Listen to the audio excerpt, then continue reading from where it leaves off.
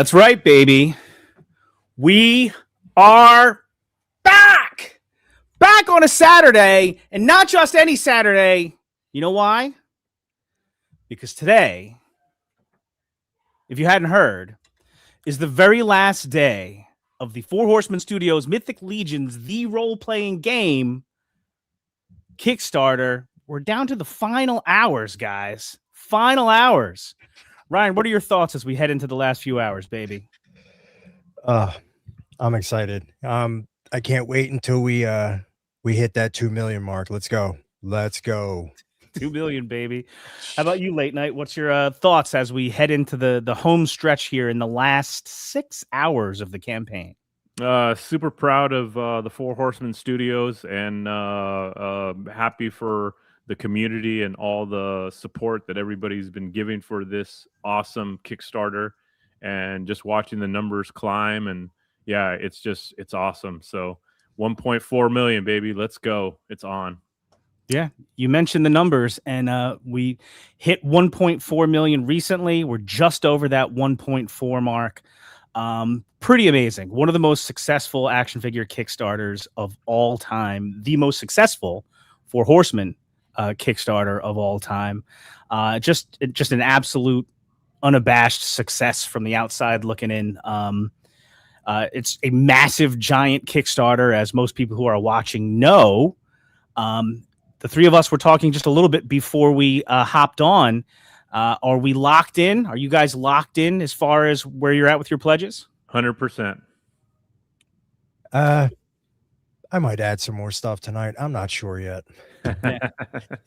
I definitely left a little room to massage a few things. So when I started out, the first thing I did was I grabbed what used to be the big all-in right at the outset, first day, grabbed what was the all-in then. Then as the campaign kept moving on, I added this, I added that, and then I reconfigured the pledge just a couple of days ago. So where it stands right now, I've got the gamer package all in. So the gamer all in with the core rule book, beginner box, the dice, all that stuff. And then I added on 2 heroic paladins, 2 evil paladins, 2 goblin paladins, the monster maker pack, the lore master character pack, a set of purple boots, the pen, and the dice bag.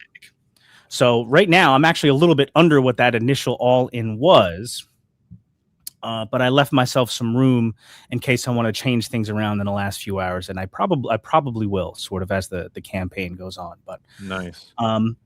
As you know, it's not just us today that are back on a Saturday.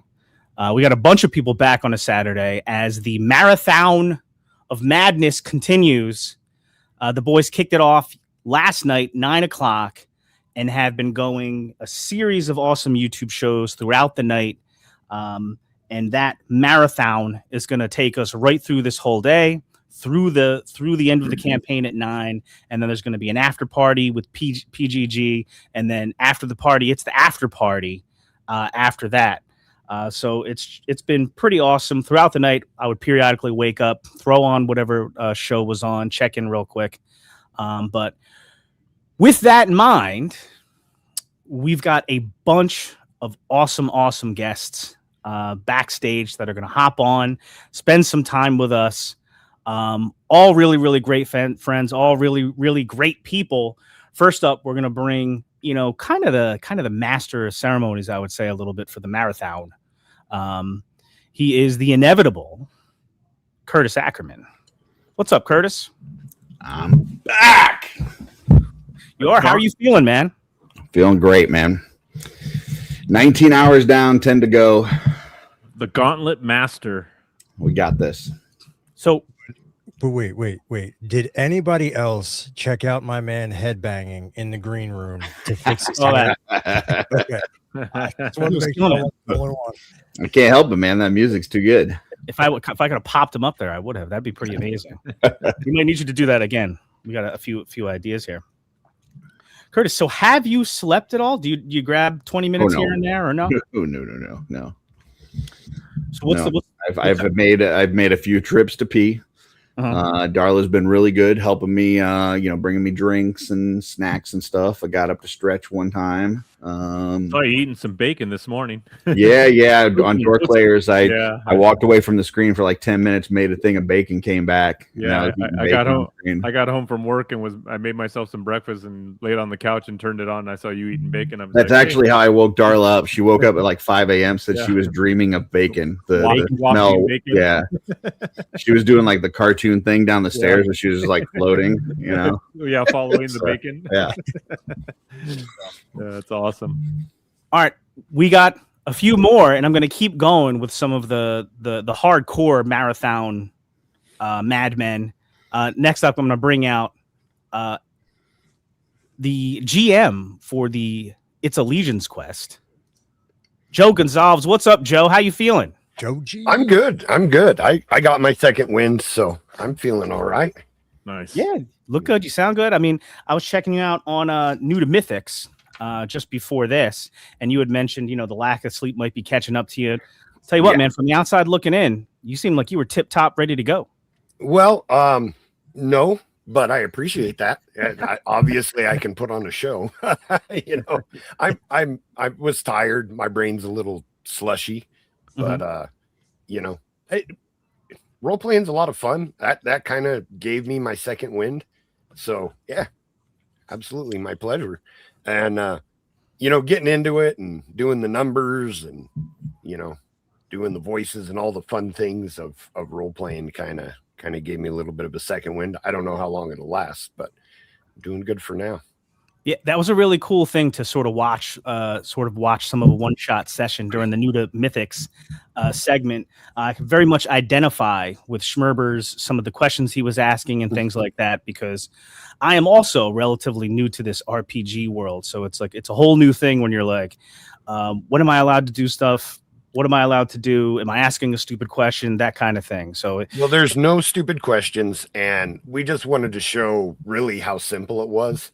I mean, it doesn't take any special skills. I mean, I'm barely even awake, and I was able to run a game. So, you just get in there. It's not competitive.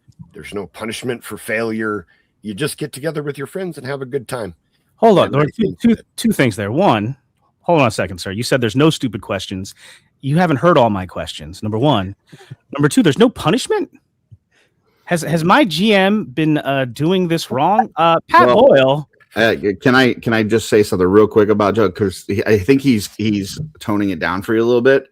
When I say there's no stupid question, or I say I have a stupid question, he'll say there's no stupid questions. There's just stupid people that ask questions. Okay, he let that part out for you. We're trying to sell books, Curtis. Come on, man. Okay, all right. Well, speaking of moving books.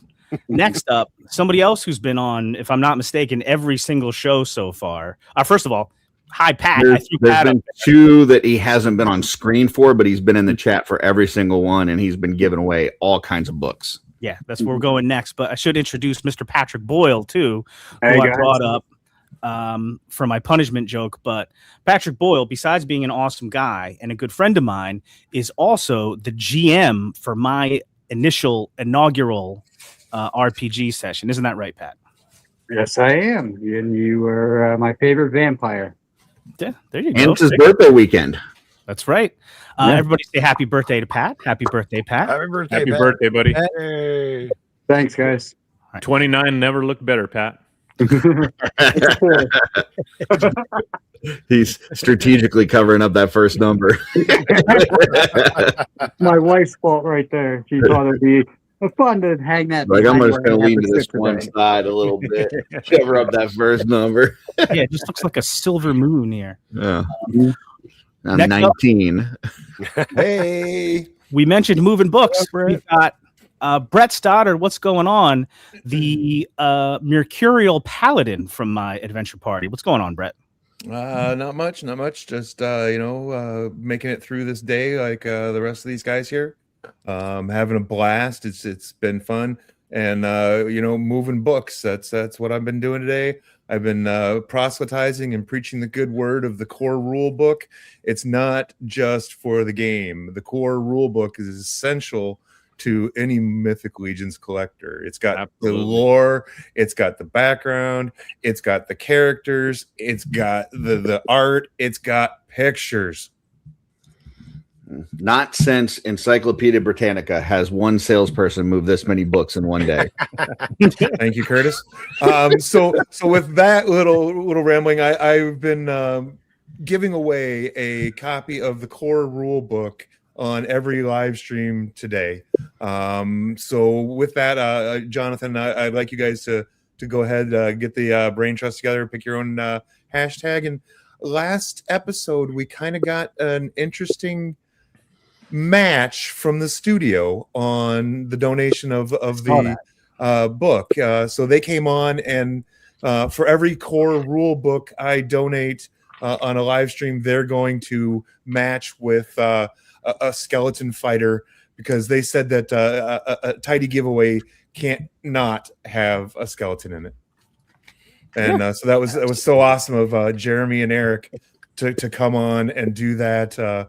In the immortal words of the other one, we just try not to suck, and damn if they don't do a good job of it. Yep. They did it again. I thought that was super cool, man. And super cool, obviously, of you to continue to spread the gospel a little bit and get the core rule book out there. Yeah. But we have more guests patiently waiting. Appreciate it, guys. I also wanted to bring out Nate Armstrong, another extremely, extremely, extremely attractive young man, a good friend of mine, and another man in my adventure party. Nate, thanks so much for hopping on, man. What's going on? You're welcome. I'm happy to be here. It's very there nice. He is. There he see is. all of you people. I missed you. I missed that little kitty cat. Yeah, he plays a kitty cat monk in our adventure party who is, you never really know what he's going to say. You just know it's going to be hilarious, and he's going to make you slightly uncomfortable. That's my goal in life, right? Only slightly? Walk that line. Yeah. No, I want you to come back for more. Yeah, exactly. True. We've also got the chairman of the Dorklair himself, Bill Drunowski. What's going on, Bill? I think I'm challenging Brett for messiest hair right now. You look like you're on a marathon, man. You're on a marathon. I don't have my headphones to like push it down right now. I push it down, and all I get is this little tuft in the front. What's up, guys? Well, welcome, man. Welcome. And then we got one more guest in the back who's been more than generous with his time to come on the show here. He may have also made it onto every show that I've seen so far. He's made an appearance. So that's pretty amazing. And he's given us a little bit more of his time today. Again, talking about moving some books. This guy knows about that. Jeremy Gerard. What's going on, Jeremy? Muted. Muted, You're Jeremy. on mute, but Look how excited he is, though. It's so cute. you're muted, Jeremy. You're muted, Jeremy. You're muted. We can't hear you. Now he realizes. I said a joke and it totally didn't get heard. Okay, let's try again. And here's Jeremy. Jeremy has rolled up a very creative bard who is a mute, and here we go. Last, certainly not least, a man who's been very generous with his time. Talk about somebody who knows about moving some books. Made it on every stream today. I think he might have made it on every stream that I saw so far. And he's been kind enough with his time to come on our show too. Jeremy Gerard, what's going on, man? Hey, everybody, it's Figure Obscura Saturday, and we're here on Saturday Day Live. Wait a minute. It's not Figure Obscura Saturday. It's Kickstarter Role-Playing Game Saturday. There you go. Hey, everyone. Great to be here. So, Jeremy, again. There we go. That's a little better. Sorry. I didn't like the background with now I feel like I can see everyone's faces a little bit better. Jeremy, That dark elf is speaking at us. Yeah, less than 6 hours to go. Yeah. Over $1.4 million. Where's your head at as far as where the campaign is at right now? Thrilled, absolutely thrilled. You know, that 1.5 million was when we created all the stretch goals. That was the high watermark. Like that was the point where, okay, if we can get to 1.5 million, we will unlock the last item, which would have been the Malignant Paladin Cleric. And we made the decision to unlock everything as of Monday, so there wouldn't be that last minute kind of anxiety about, am I going to have time to add it? So there's a ton to be said, once again, for believing in the Legionnaires, throwing stuff in there early. Hey, we did this with Beathir, right? We added Sir Benegar early, saying, listen, we know the Legionnaires are going to respond. They're going to have our back. We did it again here, and we're not disappointed at all. So that 1.5 million, which would also make this the number 3 toy Kickstarter of all time, that's really where our sights are right now, with 6 hours left to go. If we can get to that, then we'll see how much higher we can push it. Nice. Yeah, I mean, it's pretty amazing. And I didn't really know what to sort of expect with how the campaign would unfold. Because with Beathir, the way I thought about it was, okay, as the campaign nears its end, there might be people that weren't backing a dragon, but that might add a dragon. And every new person was another, $400 or $500, whatever it was. With the RPG Kickstarter, I wasn't sure how many new backers there would be, but we've gotten, almost like 200 new backers today. But anybody who's in the campaign is a potential candidate to add more stuff, because it's like, okay, do I get a couple of more $30 figures? Do I get, some more of this, some more of that? So it's kind of interesting to see how it's sort of evolved. The average pledge has stayed relatively consistent all day, between $441, $442. It's currently sitting at $442 average pledge. So excellent.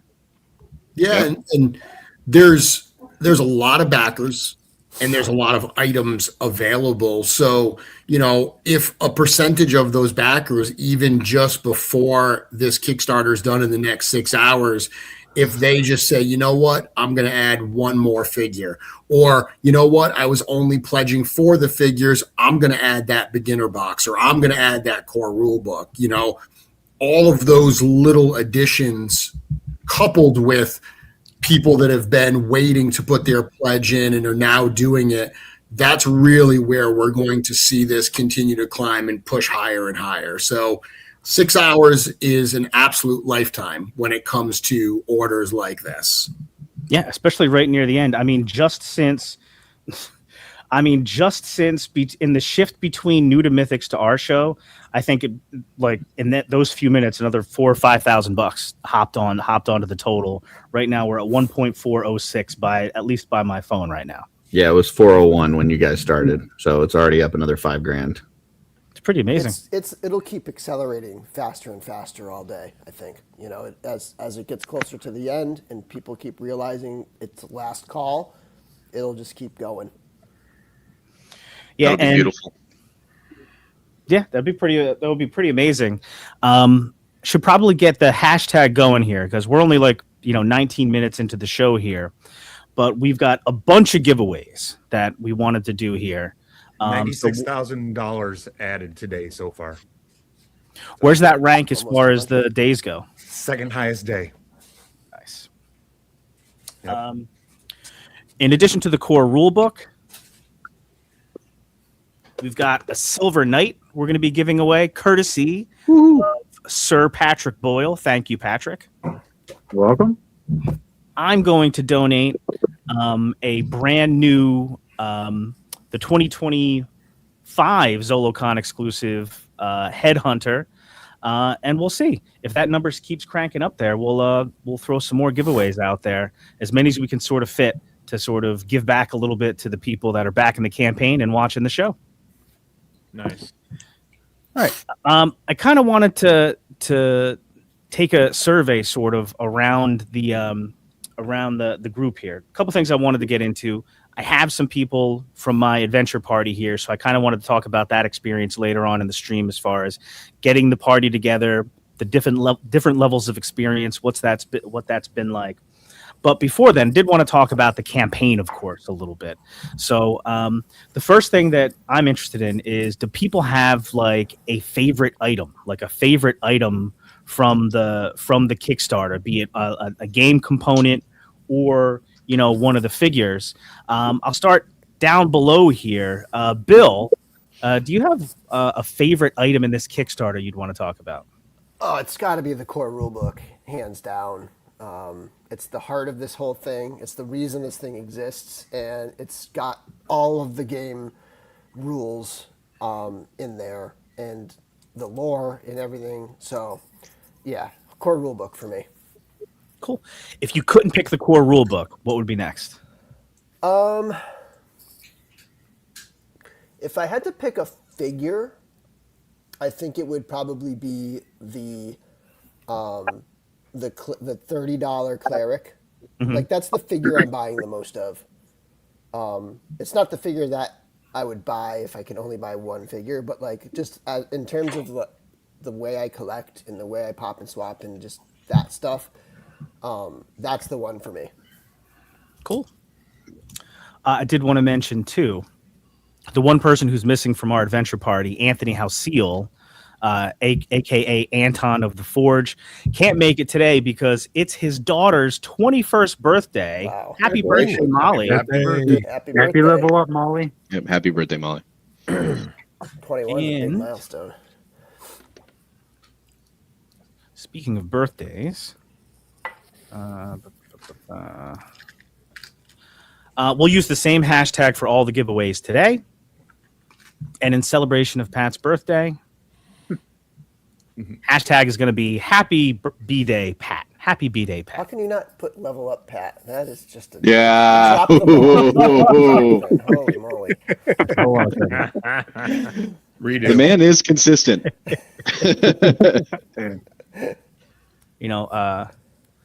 Bill, if you would come to the pre-production meeting, we could have had this discussion there. I barely made it to my own show today, so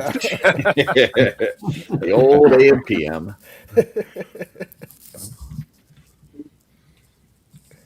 it's blowing up with the first hashtag. Pat. Yeah. That looks weird. I think that's right, though. Happy level. All right. So, like I was saying, let's put the hashtag up there. I agree. It's obviously got to be Happy level up, Pat. There we go. There it is. Go. There it Yep. is. Give me a You second. can edit those bloopers out in post, right? This is all live. It's all going in. It's all going in. Crap. Do it live. I'm doing it live. Level up, Pat. That looks so weird because there's two P's together. Mm-hmm. Up it. Mm-hmm. Level Love it. Up it. There we go. Happy level up, Pat. And we'll pull the core rule book. 345. Call it 345. Yeah. Let's do it. 20 minutes. Rolling in there. Muppet's a good name for a dwarf character. Just saying. How about Nate? How about you? Did you have a favorite item in the Kickstarter? I'm psyched for the GM screen. Nice. I'm gonna try and run a few games, and I've only done it virtually before. And that's not true. I ran one at Legions Con, and it was such a joy. And my GM screen was one of the Figura Obscura boxes. Nice. Wraps. That awesome blessed bone in the center of that GM screen is just divine. Yeah, I mean it's a beautiful piece, and I can't wait to see what's behind it on the other side. So, yeah, I'm excited about that. My least favorite was them including the dice with the figures, because I figured I could just make the figures out of the stuff that I've got already, and then they included the dice, and I was like, I need those dice. So nice work there, Jeremy. That's very I'm sorry. Get to the cool dice. I'm listening. I'm texting with Brian Borgman right now because we're trying to stat up Sir Gerard, and I'm arguing with him. He's not giving me enough charisma points. Because This man can sell ice cream to an Eskimo. Yeah. Joe, you'll appreciate this. I'm taking all of my points and putting it into charisma, and I'm significantly hurting the rest of my stats. And he's like telling me how I have to balance it, and I'm like, no, I just want all the charisma, all the charisma I possibly. Just don't make con a dump stat. We've learned. Yeah. Yeah, So no that's kidding. kind of what I did. I made Constitution my dump stat, and it didn't. Yeah, It didn't work. that way So- you end up being a very attractive corpse. Shout out to Brian and creating Rick's.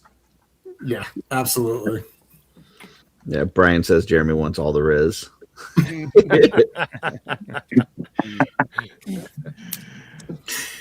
So yeah, so that's it. I mean, I'm excited for everything. But yeah, you definitely marketed to the right way to me, to get me to go in for more than I was going to do. So congratulations.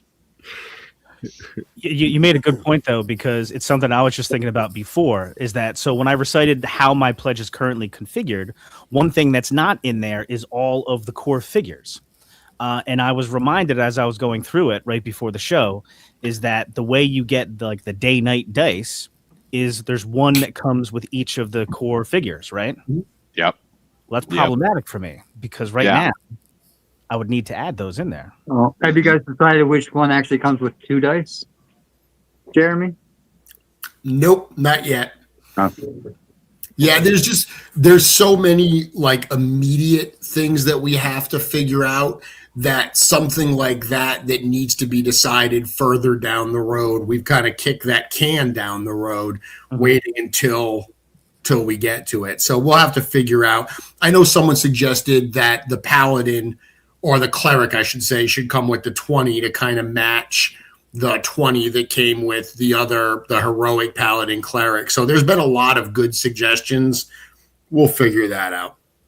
One thing that came up this morning too was that the 2 10s, the 10 and the percentile, those should be together. That should be the 2 that are, That I think is assured. Absolutely, the 2 10s will come together. That will be the ones that we double up on something. All right, I'm busy watching these numbers continue to go up. I just added another 400 to my pledge. So Eric. Late night. Damn these figures. Like 5 minutes ago, when Hedgehog said, "Are you locked in?" You were like, "Yes, I am, definitively." And then I just added 400 more. Then you start scrolling through all the great shit that's on this Kickstarter, and you just can't help yourself. Damn it! When you go to I've done this a couple times today where I haven't actually changed it, but I've gone in and just went to change pledge, reselected my all in, and then I'm just browsing the list of everything. It's hard not to just keep adding stuff. Dude, yeah, I speak for all customizers. You can't stop adding all these great, affordable freaking bodies, man, that are just, I wouldn't think that it's a bad idea. If you're a customizer, I wouldn't think it's a bad idea to dump your whole yearly budget into this and take the rest of the year and throw that, wait till that stuff comes to retailers, but throw your money here, because you're never going to get it this cheap. This is the cheapest you're going to get these figures, and they don't look like Legion builders. There's full-on paint apps on these things. Yeah, but Curtis, you're talking like we have any sort of willpower once those figure obscures get dropped. We're like, I know I said I was done, but Curtis, man, I love you to death, but come on, man. There's a balance there. You can't tell people spend a lot of money on this so you don't spend it on anything later. Well, that's just like these guys said, that's the plan. But then it's gonna, we're gonna open the wallet for that too. Make smart decisions, everyone. Make responsible decisions. We thank you for your support. There's going to be plenty of other cool stuff throughout the year as well. So keep that in mind. Since it's an RPG, just role play as a rogue and make it happen. There you go. Yes. Also, I'm telling you guys, customizers, load up here. All right. Jeremy's gone, everyone. He can't hear us right now. Here's the thing. Do what you have to do. Double your pledge. Yeah. Oh, he's back. This is the one. This is the one. Dump your whole budget. See, the thing is, 24 hours after the campaign closes, Jeremy's going to announce a full wave pre-order for a new cosmic. No. He's getting this with an in-stock sale in 2 weeks. Yeah. Well, that's when you rely on I like to call and for many years I've called it this, the Nate principle. So the Nate principle. So then you make out your budget. You're like, all right, this will be it for the whole year, right? Based on the Curtis factor that we discussed. before, and then you blow all of that because it's a good idea, and then 2 weeks later you're like, well, I mean, I did just stumble upon an extra. Adding one more figure is not going to hurt, you know.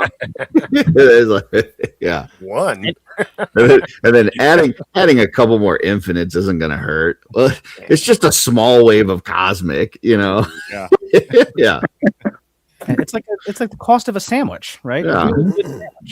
These days, yeah. I have never bought just one figure Obscura. right. Yeah, and that's a lock. Whatever figure is come out, that's an automatic purchase for me every single time. So that's not a problem.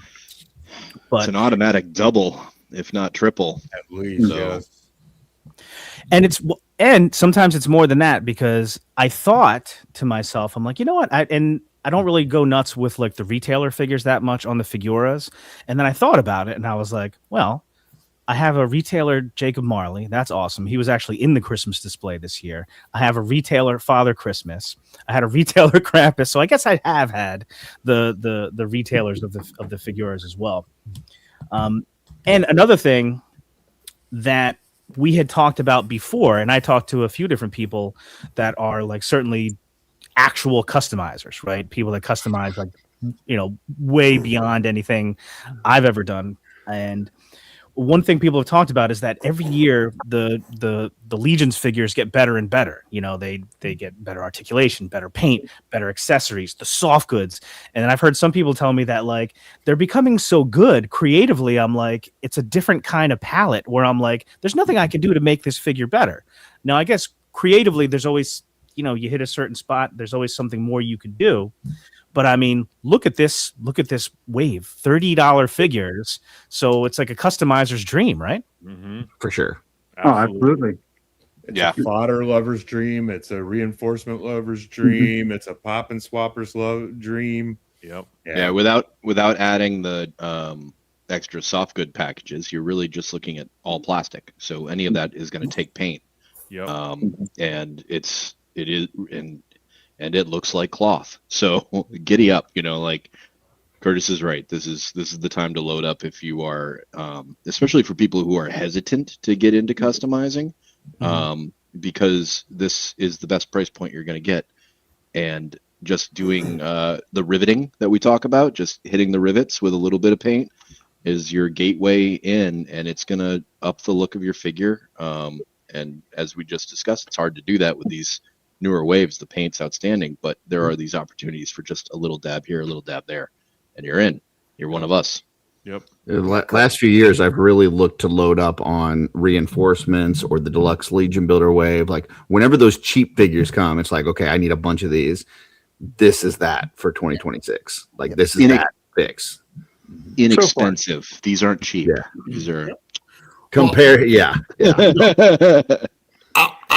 I'll kind of dovetail on that a little bit and mention that I also think that these are great figures to put into new fans' hands as an introduction, because one of the challenges that we sometimes have is you hand someone like a Sir Gideon 2, and it's amazing. It's an incredible figure, but it's also a more expensive figure, right? That's like a $50, $55 figure. So people that are used to, you know, mass market figures from like Black Series or you know, Classified or something, if they're used to paying, you know, Marvel Legends prices, they're like, yeah, well, this figure is great, but it's twice as much money.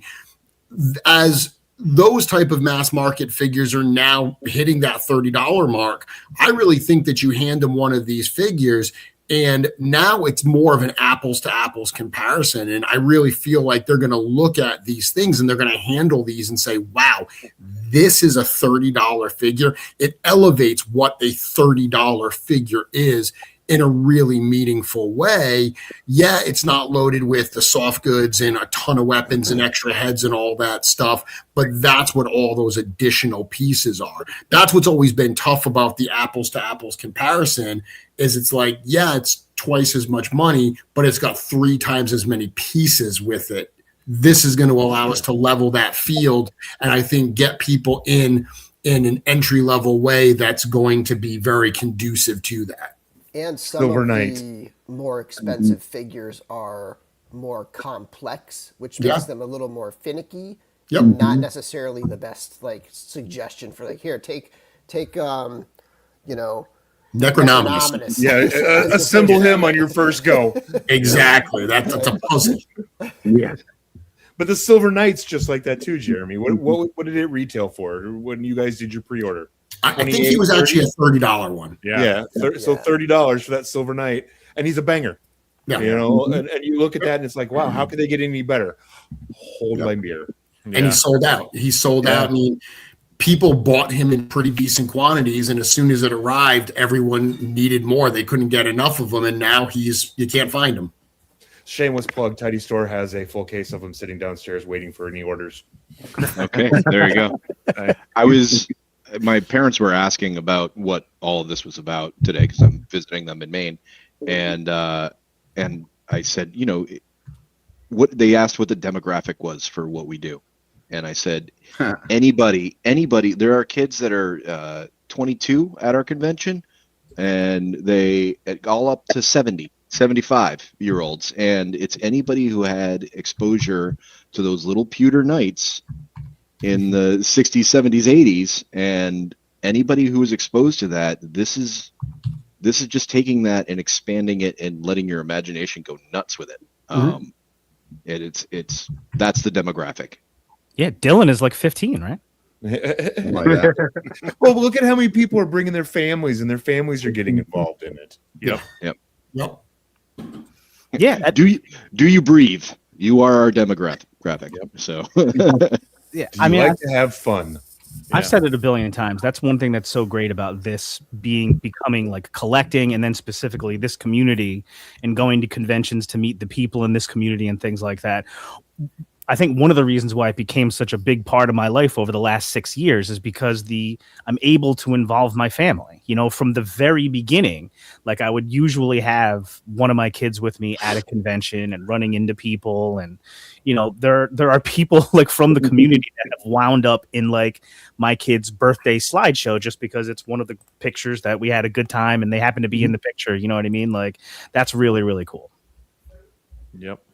Yeah, we take a lot of pride in that family friendly atmosphere, not only at a show like Legions Con, but even just in the property itself. You know, there's a ton of room in fantasy for all levels of, you know, maturity or, you know, whatever.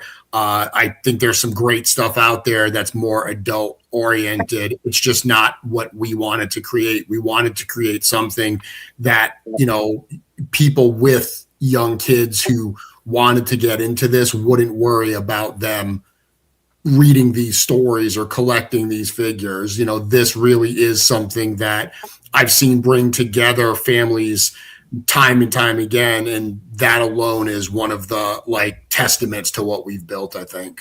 You look through the chat and you see all these people saying how old their kids are, and their kids are collecting it. It's just a heartwarming thing. It's especially at a time when people are saying kids are no longer collecting toys. Kids are not, I should say, playing with toys. You know, it's all digital. Everyone wants video games. Everyone wants digital, you know, play and stuff like that. There's a legitimate worry in the toy industry that, hey, kids are not buying these things anymore. And we know that our core demographic are adult collectors, but to see all these kids, all these ages in the chat, to see them at Legions Con enjoying this stuff, dude, that is awesome. Cornboy says all the time, seeing kids playing with our toys is one of the coolest things we can do. Yeah. $1.99 super chat from my man G. What's up, G? G says, our family bonds through this. Heck yeah. And there's another, like, my family is now like friends with G's family through, you know, through this hobby. You know, we've been to his house a couple of times for events.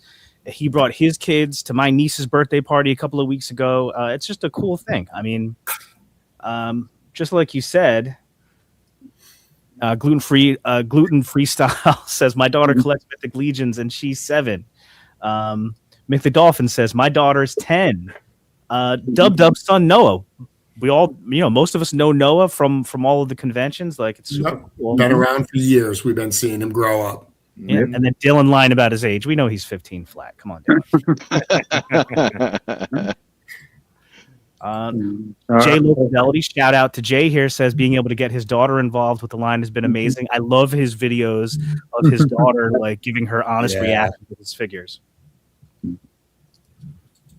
I was just going to bring up G because he sent me a picture recently of me waiting in line at ZoloCon 7 or 8 years ago, and to pick up a Cowrus, and it's just such a. And he's like, "Is that you?" Because I didn't have the beard, and I'm like, "Yeah, that's me, man." And he's like, "I could have met you back then," and it's just so nice that we've all grown together through this over time, and it's crazy to imagine some of the people you were probably standing shoulder to shoulder with way back then before you knew anybody in the community. Yeah, it's crazy. I still remember meeting you, Hedgehog, at ToyCon. I was like leaving, and you were showing up. Yeah, I freaking love that story, man. Because that was the first ToyCon after the pandemic, and that was the one. It was like jamming. People were like frothing at the mouth to get back to a con. And I remember I was just like waiting in the line for a while. And then Bill was on his way out. And I think I had like a Hedgehog shirt on or whatever. And he stopped and we just started chatting. He was on his way out. He was about to head. The fact that it was like the afternoon and there was still a line to get in is crazy. Yeah. I remember meeting Bill at G-Con, and I'm sitting next to him at G-Con, and I texted Darla, I go, "I'm sitting next to the door Claire." I made sure to put in the. Yeah. After I met him at Shop the Curiosity, and he came up and he said, "Hi, Brett," and I'm like, after he walked away, I'm like, he knows my name.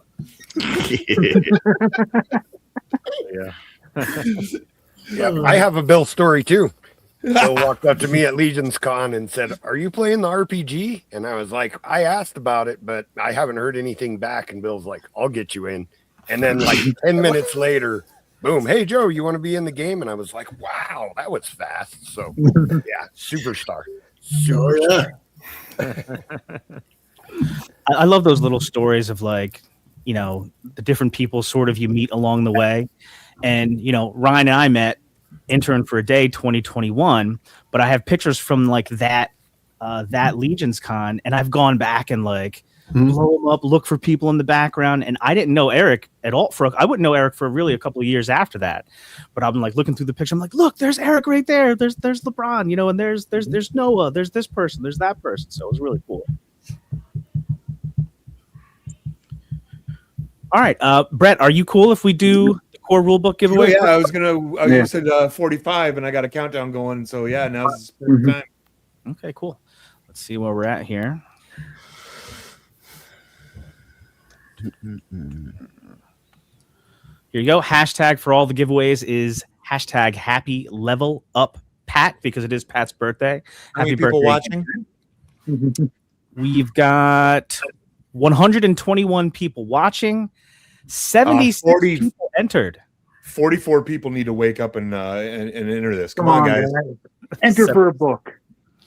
It's a beautiful book. It's Curtis friendly. And a skeleton. Yeah. And a skeleton. What more could you want? Book and a skeleton. Oh, here we go. Now we're getting some people up into the giveaway here. There we go. Hashtag happy level up Pat. We'll give it another couple of seconds. And at your leisure, John. Yes, sir. Hashtag happy level up Pat is the hashtag to win the core rulebook in 3, 2, 1. Good luck.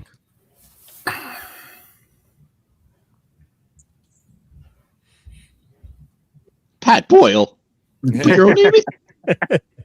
Jeremy Bouvier. Yeah, nice. Nice. Purple. I know how to get a hold of this one. I don't even have to write him down. Mr. Luke Perry, congratulations, buddy. Yeah. And then, Pat, are you going to hang on for till 5, or do you have to hop off? I'm here till the end. All right. Do you want to do yours near the end, and then we'll do my headhunter next?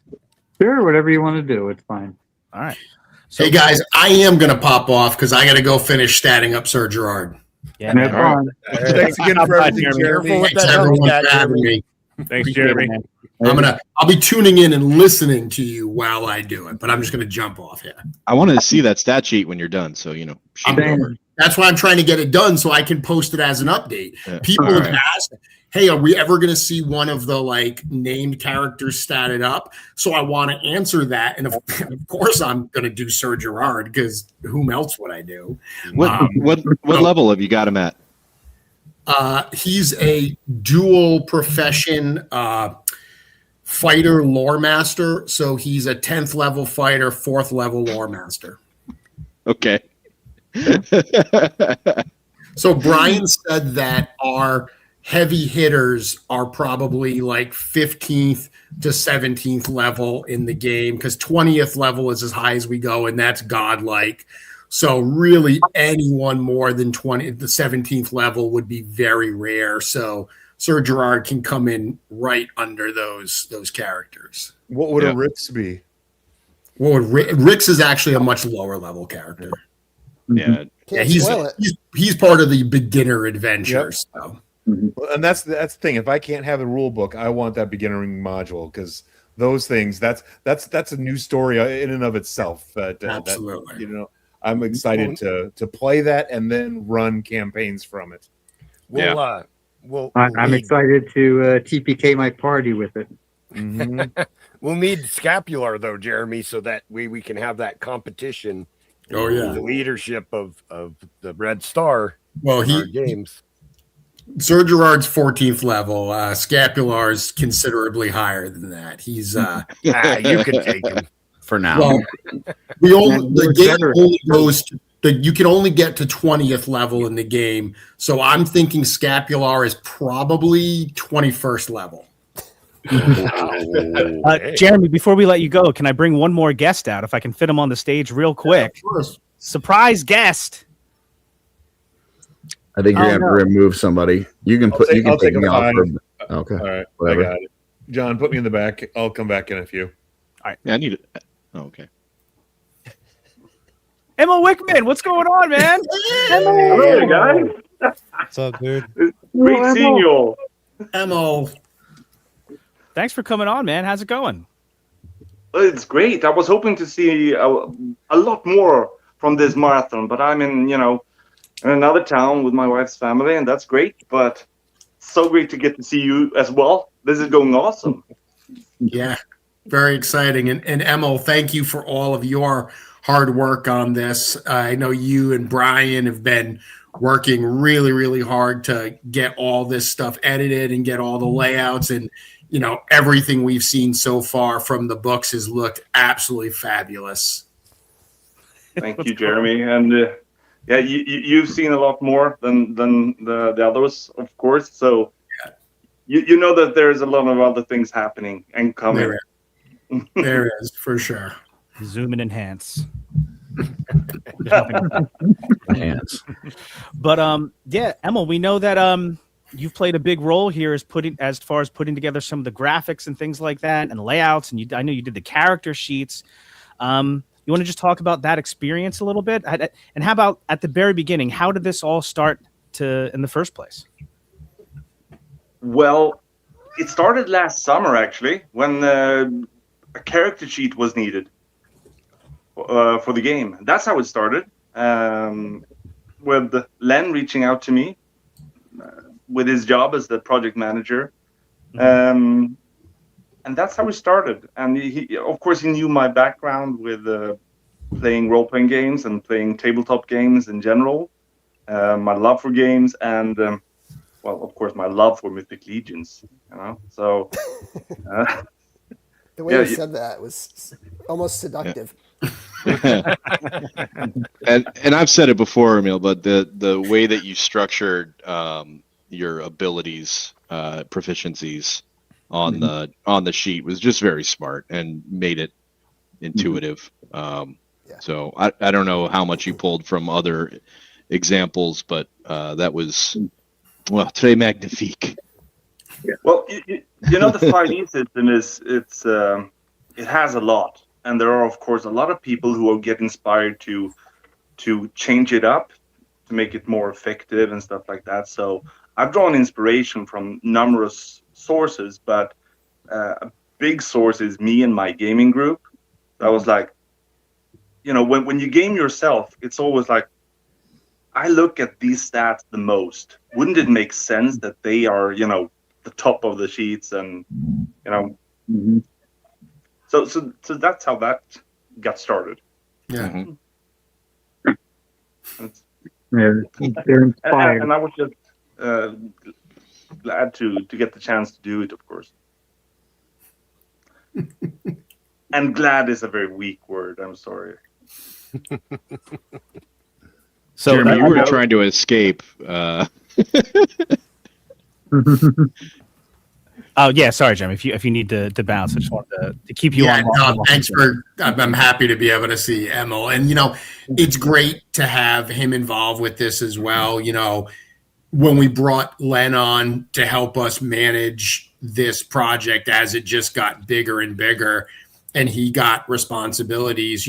This is just an example of the community kind of coming together here, where Emil got introduced to Len through Wolf King Customs, and has been part of Team Wolf King for years.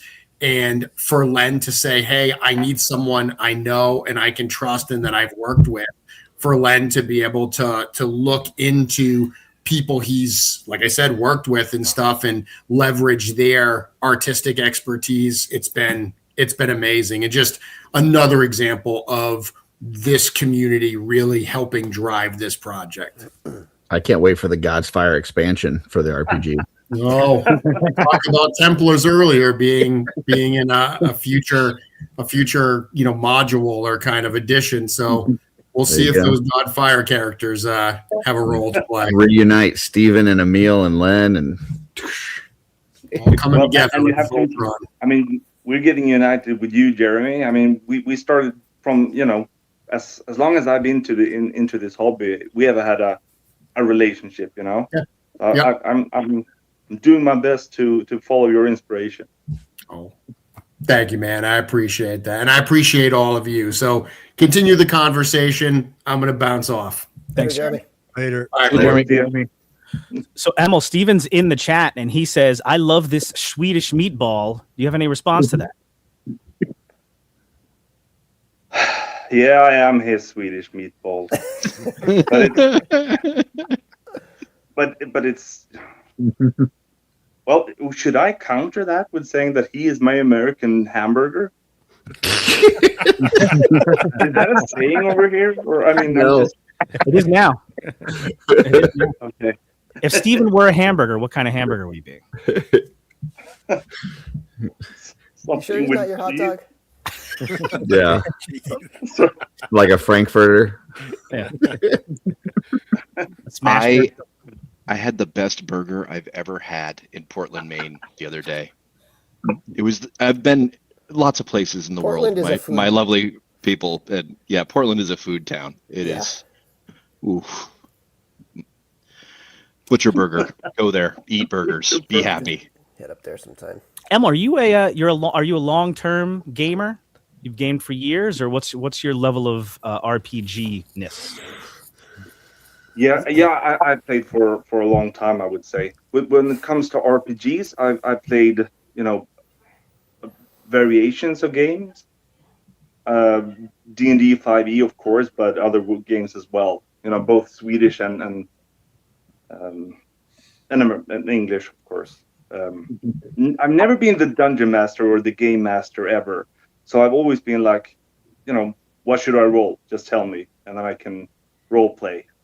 Mm-hmm. Yeah, it must be hard. Must be difficult being a GM. Go ahead, Joe. No, I was going to ask Emil. You said Swedish role playing games. Do you guys get together and pretend to put furniture together? How does that? Do you roll dice? I should have said that. I'm very thankful to be on this live and be mocked by as a foreigner for making me feel included and Yeah, thank you everyone for having me. Emil, you make me feel bad now. I wasn't mocking. Just a joke. I'm sorry. Kidding. Sorry. Yeah. It's just that he told all his friends to tune in, and now this. Right. You know? They're so, my American friends, they're so open-minded. Tune in. These Americans are jerks. Yeah. I think everybody knows all that of you already. guys. Every single one of you. I'm so thankful. I'm really so thankful to get to call you guys friends. I mean, we've talked a different amount of hours and time, but I feel so lucky to get to call all of you guys my friends. Likewise. And we got Brian in the house. What's going on, man? What's up, Brian? Oh my God, Brian! I couldn't let Emil take all of the glory, especially since he told me he wasn't going to be around this weekend to work on the game together. I'm sitting in a bed. And Jeremy's gone, so now I can be here. Oh, thanks for coming on, man. I tell you what, it was really cool. Just listening to you sort of talk about your involvement with the game and kind of like, you and Jeremy kind of going back and forth, talking about, bouncing different ideas off, and, that you asked some questions that, maybe they hadn't even really thought of yet. And they got to answer some questions to sort of build out the world a little bit. That was just fascinating to me, man.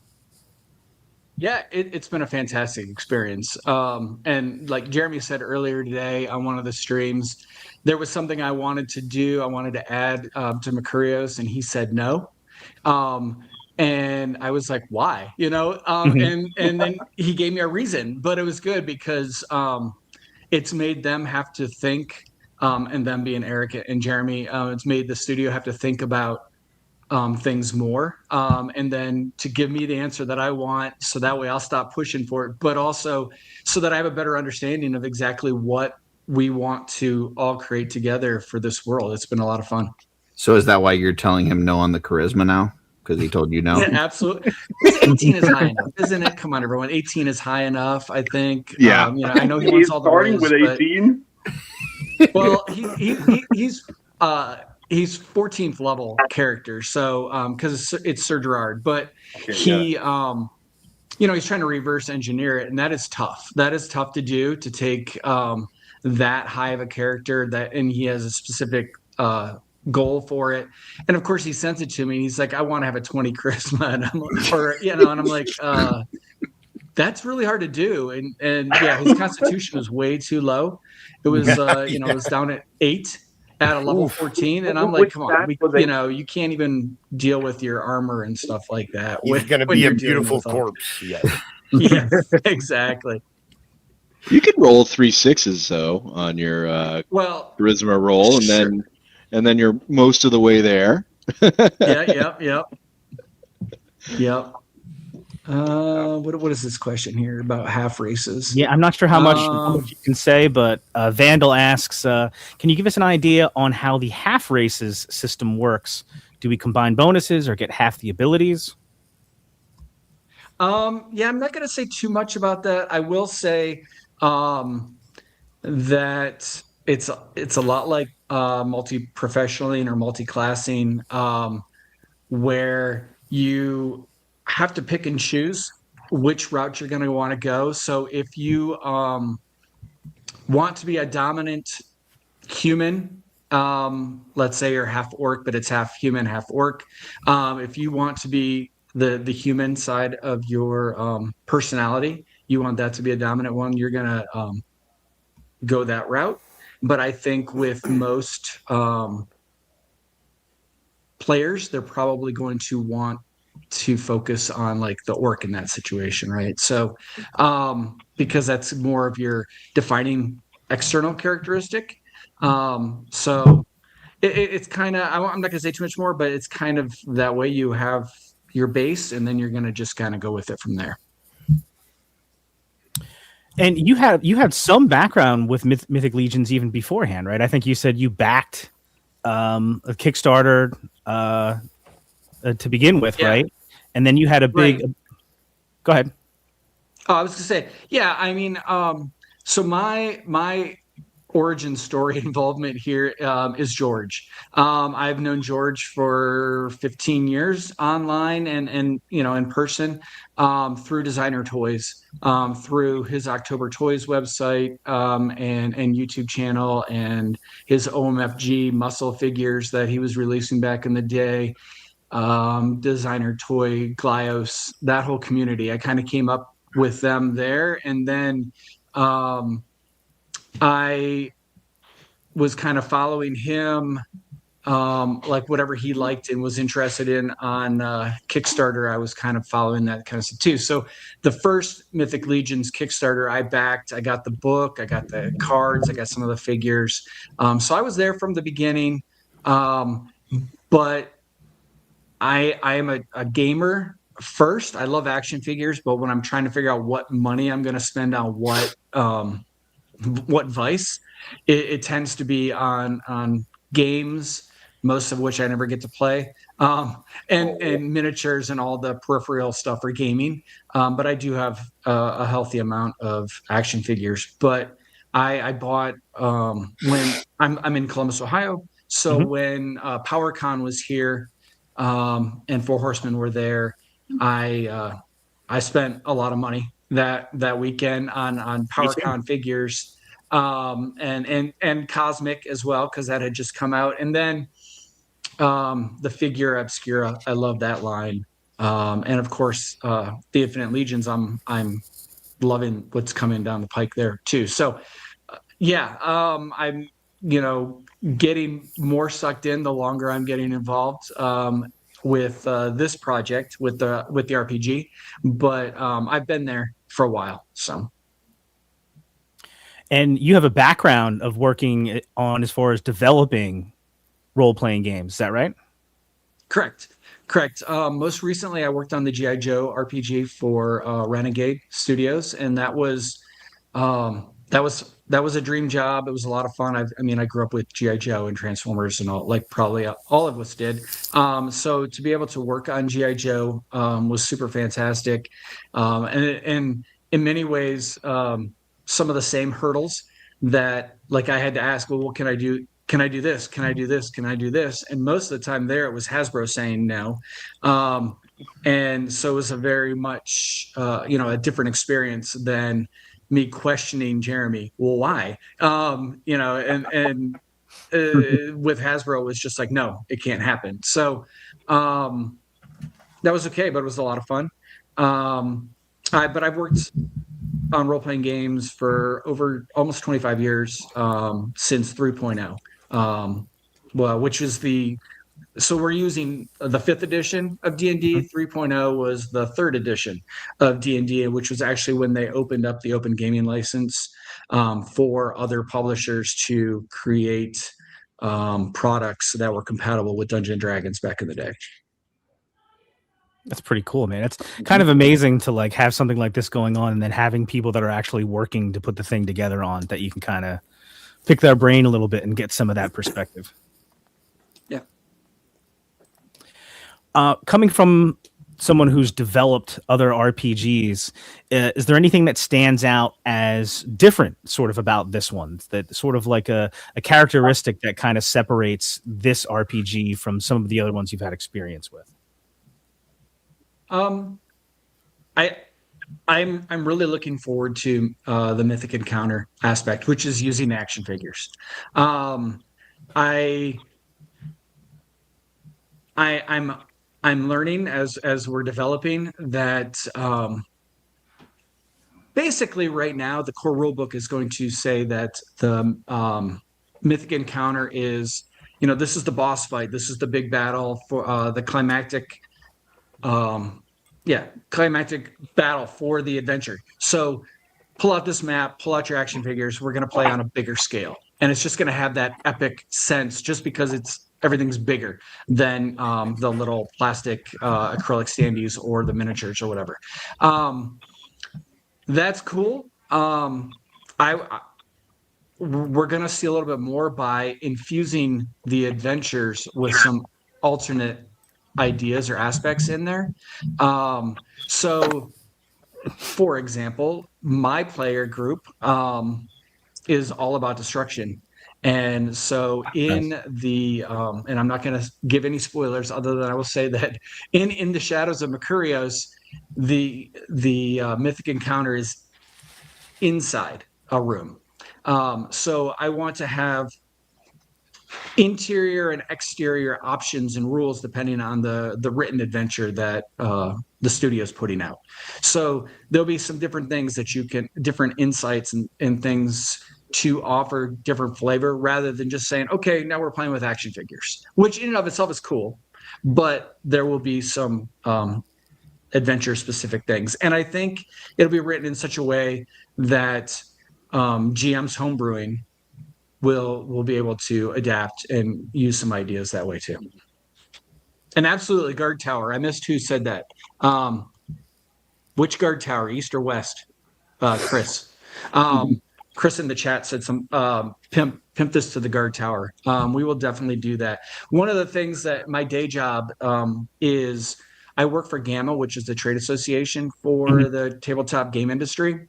And so we've got almost 2,000 members, member companies. That includes Wizards of the Coast. That includes Four Horsemen. That includes Renegade Studios. But it also includes 1,600. Oh, no, I'm sorry. That's way too many. It's 800 or 900 retail stores that many of whom we spoke to at Gamma Expo. I was there working my day job when the Four Horsemen were there with their booth, but I was actually able to help them in the booth too at Gamma.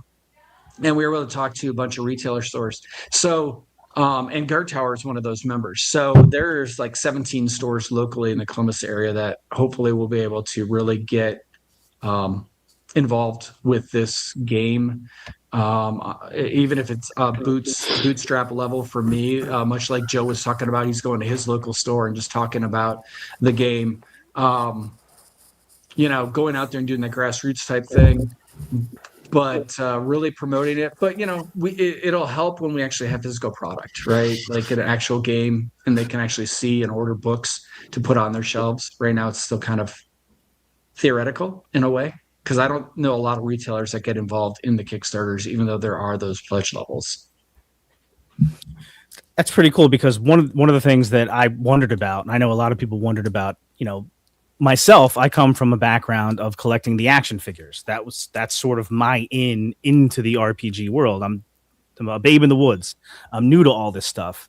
I was sort of interested to see how people from like the RPG world are going to be viewing this RPG. Do they, have you talked to other people like sort of in the gaming space sort of about this RPG, and what's kind of the reaction there? So,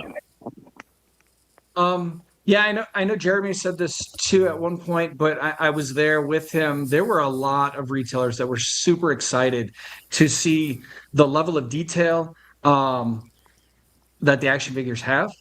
And Cameron was there too. I see him now in the chat. Hi, Cameron. Hi, Cameron. But it was a really amazing response to the action figures. People were just blown away. They're like, "Where have these been? Why haven't I not known about these before?"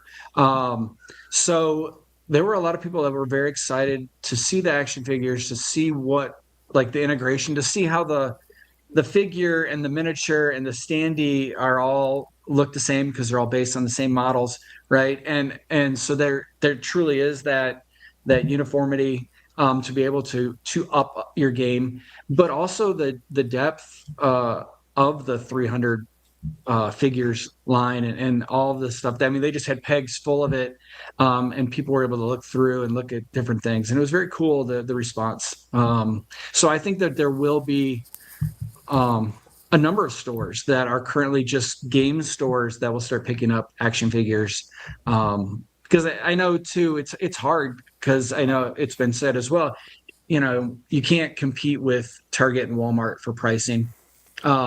So the fact that these stores or these figures aren't available in those stores, this will be a way to drive people into game stores to buy something that's not just already handled at big box. Pat is leveling up today. Emil just leveled over. How about sideways, Emil? Yeah. How about you guys? We have a mixture of RPG levels of experience here. For you guys who are experienced RPG players, like, and are also Legions fans, like, what are some of your thoughts as far as, you know, coming into this RPG? So I'll start and say that this happening is my chocolate and peanut butter coming together. I've been playing, you know, Dungeons and Dragons since I was 15. It's been my consistent hobby since that time. And then when I discovered Mythic Legions, I fell in love with those figures because of my love for Dungeons and Dragons. So my two primary hobbies, pretty much my only hobbies, is role-playing games and Mythic Legions. So those two things coming together is like my dream come true. I couldn't be more excited for this game to be coming out. I enjoy it so much that I actually was playing just a homebrew version of a Mythic Legions RPG way before I knew that any of this was going to happen. I just love the characters and the settings. So this is amazing to me. Just what May I ask you something, Joe? Yeah, absolutely. What is the number one thing that you're excited about, that you hope to get out of the game? You know, you have the love for both the game and the figures. What are your hopes from the book? And I think I'm kind of an RPG nerd, so I'm really curious to see the Mythic Legions version of familiar classes, or even new ones. For example, like the Lore Master. Is it, you know, like the Lore Bard for 5e? I know what that does and how this is. That a version of that? You know, I want to dig into how the abilities work and what levels they're getting what things and stuff like that. The setting is really neat. You know, like a Shadow Minotaur spellcaster. A Minotaur spellcaster is not something that you're going to see in a lot of role-playing media, but that's something that's going to be very common, or at least somewhat common, for Mythic Legions. And I just think things like that are neat. It's just a really different take, and I already have a connection to a lot of the characters. But the classes, I want to dig into the classes and races and how they're going to work together and which ones complement each other, and how clerics work different in Mythos with the way the deities are set up. And I want to read that freaking book just to see everything and just absorb the statistics. So that's what's the most exciting for me. Awesome. Yeah, I've been playing for as long as I've been collecting Mythic, and I probably wouldn't customize at all if it weren't for my D&D party. One of the guys in the group sent me a box of paint and some minis, and I did that, and I was like, oof, that's hard. And then I was watching a lot of Jeremy's Wednesday night casts, and he was telling me it was easy, and I'm looking at these little tiny minis, and then I'm looking over at these 6-inch figures, and I'm like, well, that looks a little bit easier. So I'm going to start messing around with these things. And the two just came together, and I've had a lot of fun making my party's characters in the 6-inch versions, and they all want 6-inch versions of every single campaign character we've created over the last 7-8 years. So it's the two do it is your peanut butter cup there, Joe. They go together so well. I think it's silly it's taken this long to mash the two together officially. Right.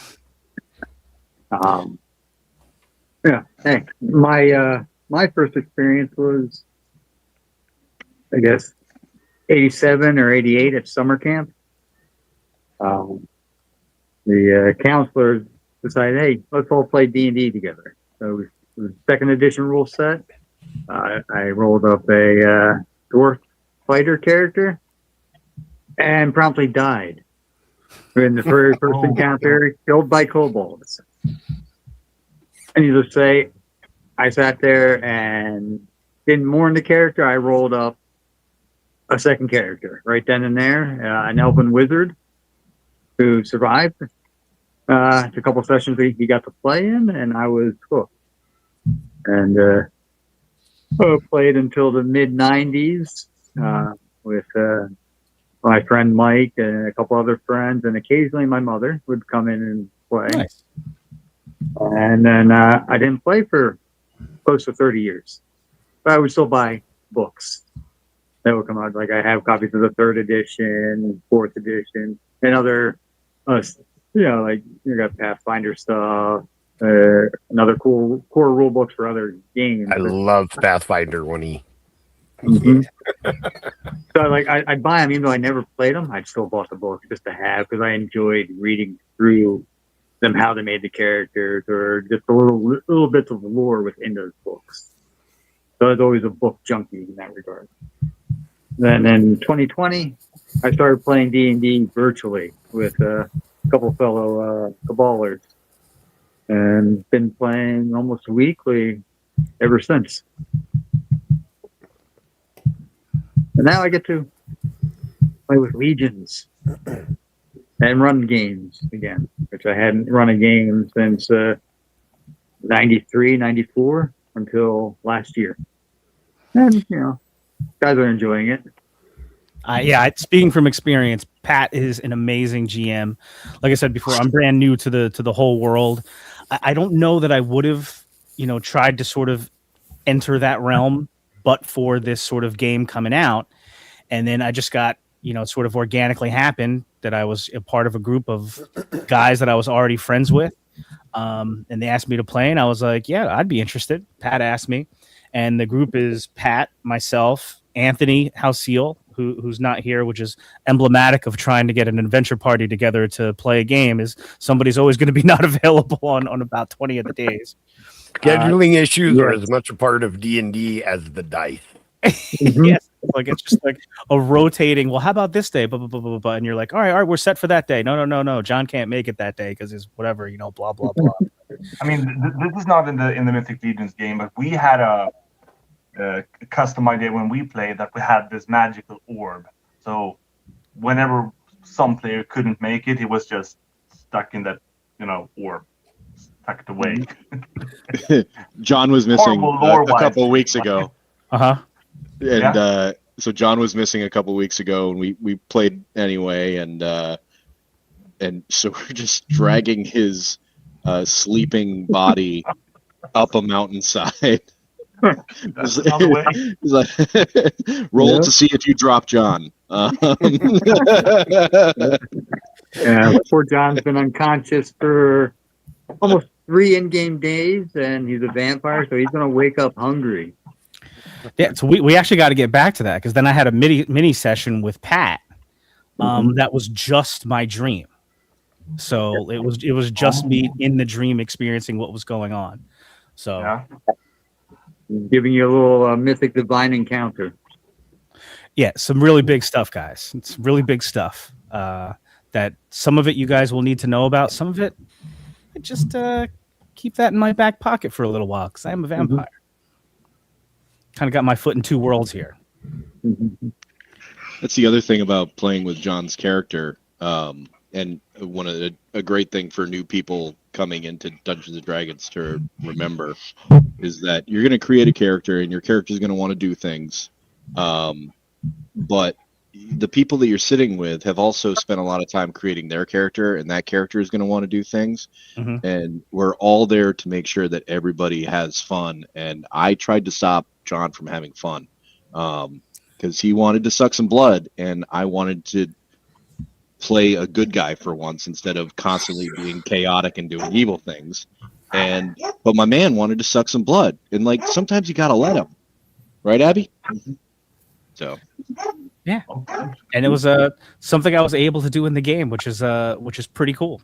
But yeah, as a newbie like myself, it's awesome to have people you're friends with playing, and people that sort of know what they're doing, because you just start out and you're playing with a bunch of people that know how to play, and you're like, I don't want to say the right thing, or I don't really know what I'm supposed to say when, or what I'm allowed to do, or whatever. And it's just kind of everybody in the group has just been so super cool about saying, sometimes stop in the middle of the game, and Nate will, he'll change from his facile voice, which is very distinctive, into his Nate voice, and he'll like just explain sort of how something works. And they had a lot of patience with me because I had no clue what I was doing. Yeah, when I'm playing, you'll know when I'm Fachile, and when I'm Nate, it's distinct. Yeah, you could tell. I actually did. I posted a little highlight reel of one of our virtual sessions, just a few minutes. I was thinking about maybe playing some of it a little bit later, and you can catch some of the Facili voice if you want to check that out. It's awesome. For public consumption now. How about you, Curtis? Because I know you were, before this whole thing, you were sort of new to this world too, but now you've sort of been in it for like at least a year, right? It's been almost 2 years now. When Joe told me we were going to role play, I was excited. I thought, some doctor nurse kind of thing. Maybe like, naughty teacher. So I was really excited. And then when he said it was going to be set in Mythos, I was like, wow, that's even better than I thought. And it's just gotten more and more exciting than what I thought it could be. So yeah, now, we get this whole mythic role playing, and it's set, the whole Mercurius adventure. And I'm like, I don't even know what could happen. It's crazy. So, I'm excited to see what's in that adventure guide, and what Joe can do with that. So yeah, it's going to be pretty amazing. So, real quick, I'm going to put a pause on it, because time is like flying by. I feel like we still are just kind of getting started. Mm-hmm. We're already at 20 after 4. We still got a couple of giveaways to do. Let's take a pause right now. We'll give away. I said I was going to give away a brand new headhunter. Let's do that. Nice. Right now. Mm-hmm. So same hashtag happy level up Pat. Bill, I can't believe I didn't think of that before, man. That's incredible. It's a great giveaway. So here we'll check. First, let's check the game. Or excuse me, the Kickstarter. Let's see what we're at here.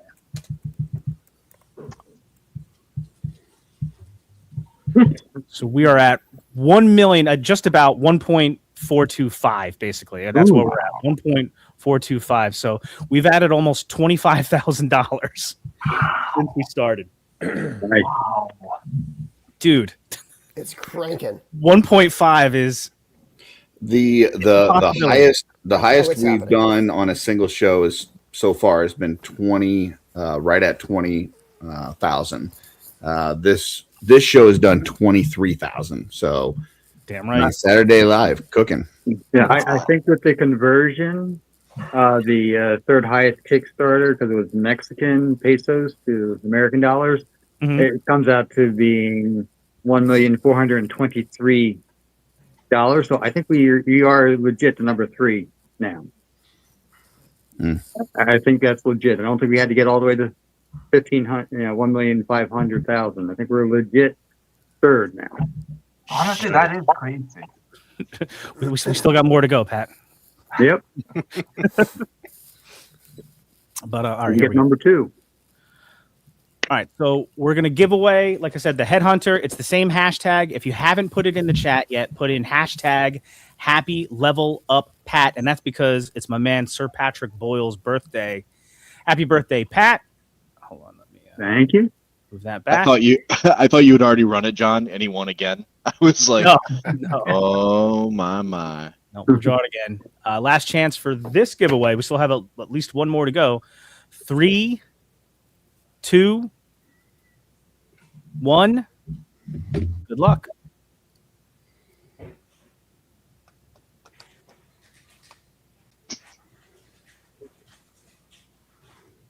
Oh, all of you put your names in? Dude, that's a headhunter. Yeah, dude. Oh, dude. Man, I kind of run by the, hey, I'm part of the show, but Hey,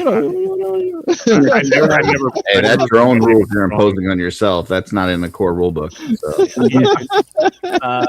Winner is at Lit and Stuff 6391. If you're still around, reach out to me on Instagram at Hedgehog Action or on Facebook. That's my name, Jonathan Donath. I'm in the Cabal. Shoot me a message. and we will get together. I'll grab your address, and we'll get this headhunter out to you. At Lit and Stuff 6391. You just won a headhunter. Awesome. Yeah, Cameron confirms. Just checked. We're currently third most funded after Spawn Remastered and Medieval Spawn. Let's go! Congratulations. Hell yeah! That's amazing, man. Big congrats to the studio, man. Huge congrats. That's awesome. Yeah. Yeah, it's amazing. And it really does. Like, don't you feel like it's not my Kickstarter, but I feel like kind of a little bit it is, you know what I mean? Like, it's different. Like when you're not just cheering for the thing you want to get. Of course, you always are with the Kickstarter. You want it to happen because you want whatever thing it is, because you're interested in it. I'm also just happy for the people that are involved in it. You know, I'm friends with people that this is a big deal for, you know, people that actually, we've got a couple people right here on the live stream that have worked on this. You know, Len LaGuardia, a good friend of mine, is the project manager on this. So this is a huge thing, and I'm so pumped about it, man. I think it's freaking fantastic. Hell yeah! As a playtester, John, you've worked on it too. Yep. Snap. That's right. I'm official, baby. That's right. Yeah. Yeah, you are. No, you're right. There's a different sense of I don't want to call it ownership. But Take the This is my RPG. Take the banner down. All right, my RPG. Take the banner down. No, because we still have another giveaway. Oh, you're using the same one? Same one. Oh, okay. Happy level up Pat, rather than have everybody just do it again. Yeah, totally. Makes sense. Silver Knight is the next one. Yeah. You know, and Curtis, I had mentioned this to you before that I thought it would be a cool idea for anybody in any of the shows during the marathon that are already doing giveaways. Yeah. It's pronounced Marathon, yeah. Yeah. Really? Marathon, it just feels, you know, curvier. Mythical. Yeah. I mean, you were one of the only people that kept the thumbnail the way that it really was intended. Oh, hell yeah. Like, no, that's it. It's Marathon now. Yeah. Marathon, however you want to say it, even though Marathon is right. But I was going to try to tie like some of the giveaways to actual levels. The problem is like it's jumping up so quickly, I wouldn't even know what to set for the number. So, all right, so 2 giveaways down. Last one we got here is the Silver Knight, donated by the birthday man himself, Patrick Boyle. So that's pretty cool. So same hashtag, happy level up Pat. Nice. The chat is jumping now. I'm so torn. I'm like, do I use Curtis's ethics or my own?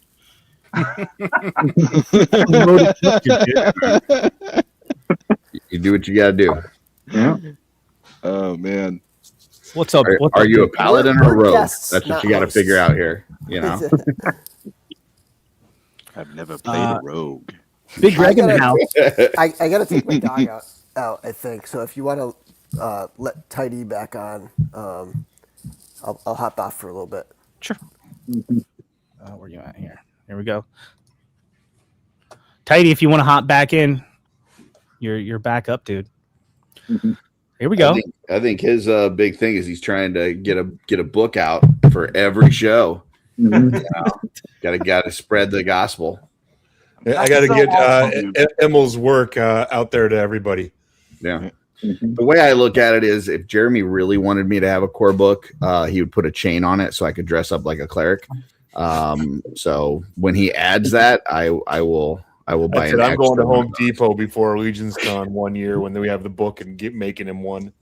Well, we don't know what those 1/1 props are. That's true. That's true. A cleric book.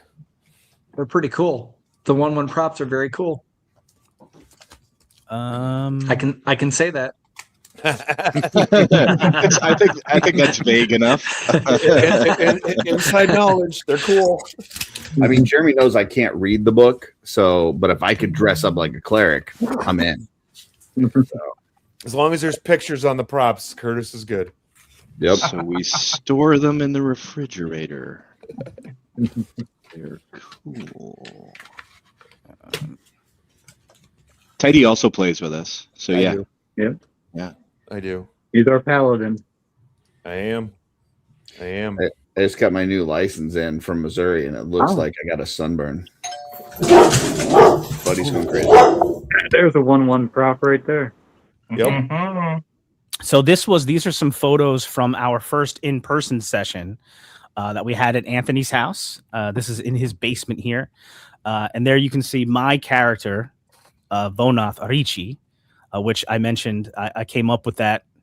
I knew that I wanted to play a vampire. I knew that I wanted to play this vampire who kind of has his foot like in both worlds. I think Trevor's actually doing something similar. Anthony made up the custom figure for me and a mini on top of it. And when we got to the session, Pat had some special presents for us. Pat, can you talk about that or no? Sure. Yeah. The adventure itself was literally a call to adventure to every adventurer in Mythos, regardless of faction, species, profession. So what I did was I created a scroll with wax seal that had this literal call to adventure typed out on it and gifted it to each of the party.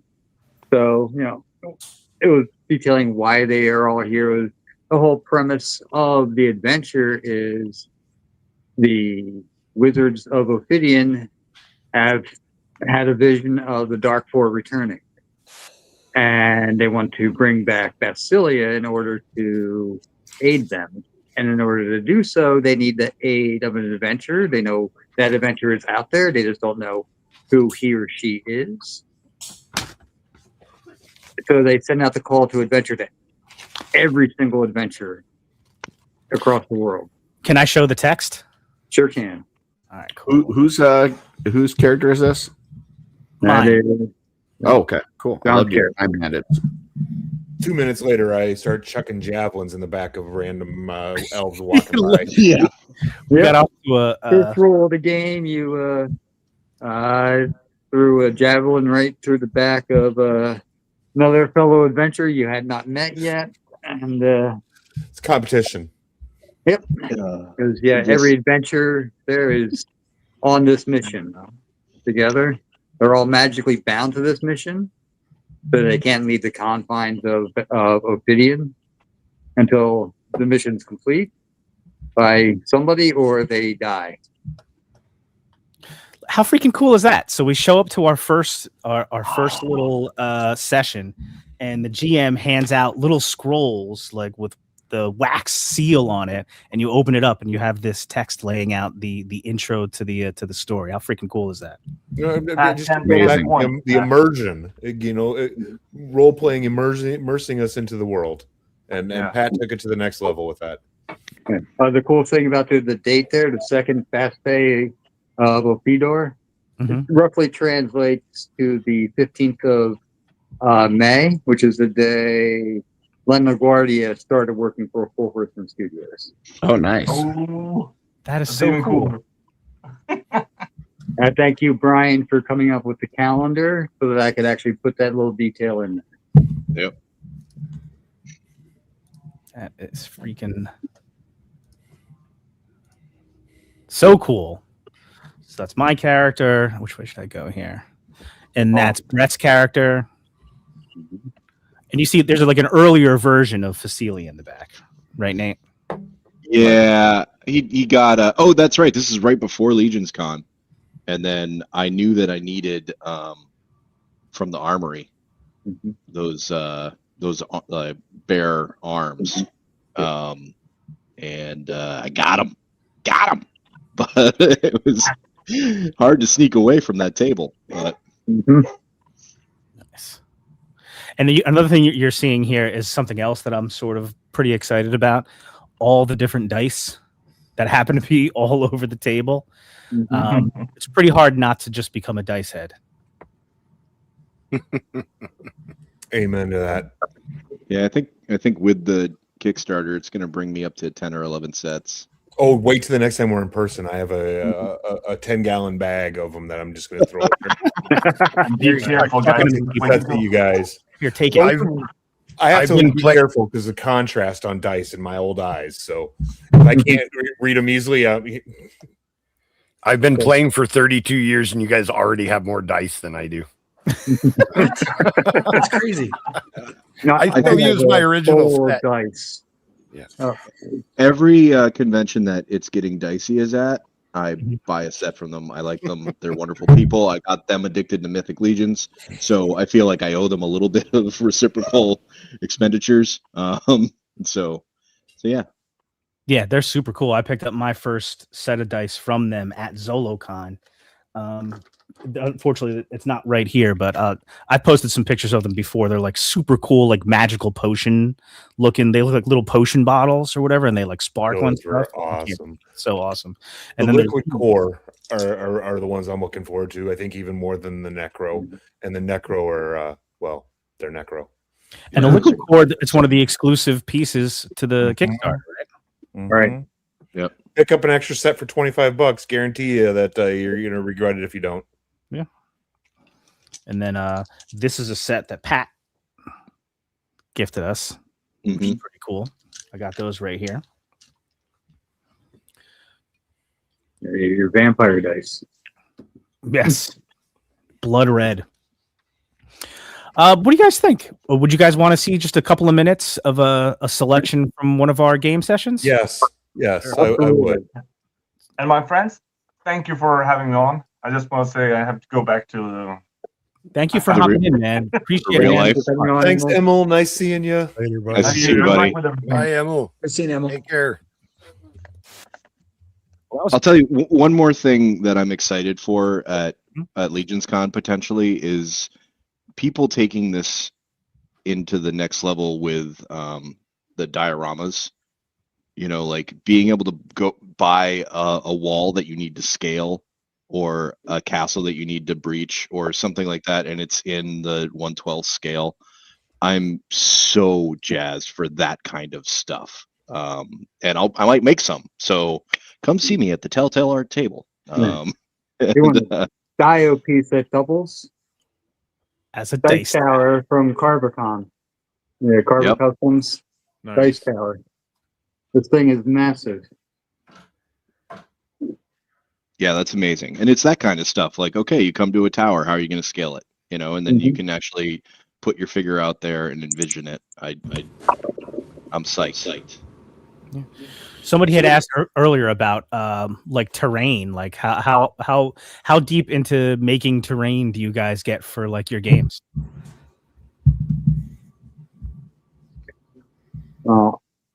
Not very. I know Anthony's printed up quite a few pieces that we've not had an opportunity to use yet. I'll leave it at that. Oh, snap. Yeah.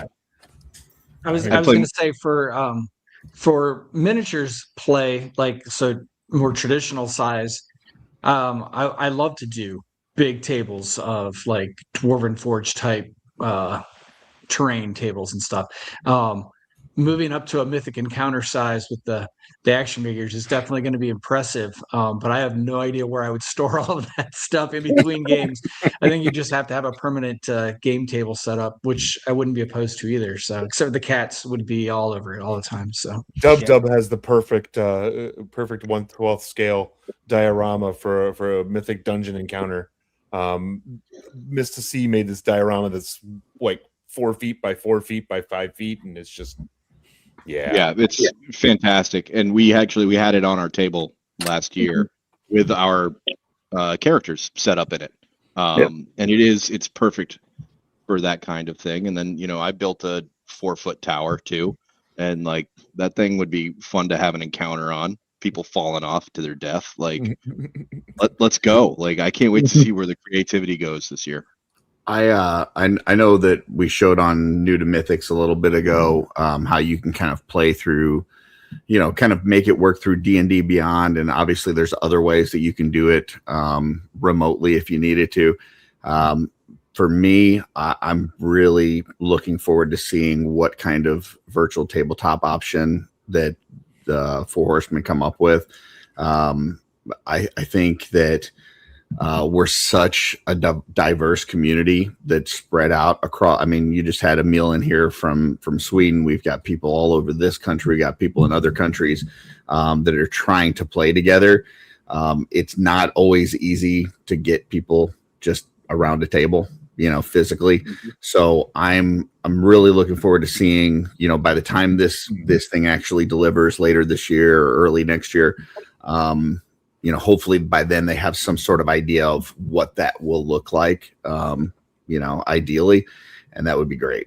So shout out Cornboy's in the house. Cornboy says my oldest son Chris is planning to go to CarverCon and he can't wait. What's up, Cornboy? Thanks for stopping in, man. I gotta say, either I'm getting old and losing my mind, or Cornboy has been popping into every show on the chat today. Why not both? Sure. Yeah. Why not both? Yeah. Well, thanks, Joe. So, hey, Cornboy, thank you for everything again. Yeah, we had mentioned CarverCon to him when we were up there at MesquiteCon, and he sounded like he was very interested. So it's cool to hear that he's coming. All hail Lord Elote. For sure. Yeah. All right, so here's a quick taste, a little bit of a little highlight reel, a few minutes of my Adventure Party's session from December.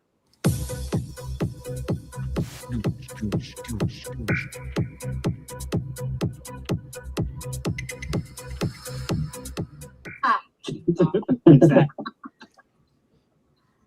Meow.